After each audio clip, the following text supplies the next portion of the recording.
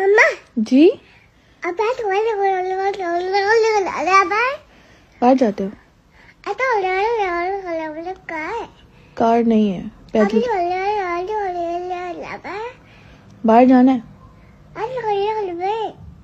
चलो अभी जाते हैं बाहर, थोड़ी देर बाद जाएंगे, ठीक है? मैं आपको लेके जाऊंगी। कहाँ जाते हो? कहाँ जाते हो?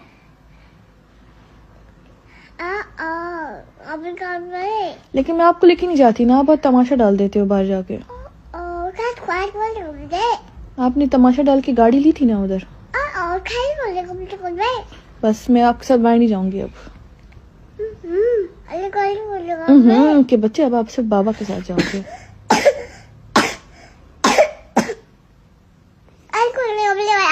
चलो खांसी हो रही है ना, अभी आपने रेस्ट करना है, बाहर नहीं जाना। No you not going. No you not going. जी हाँ क्या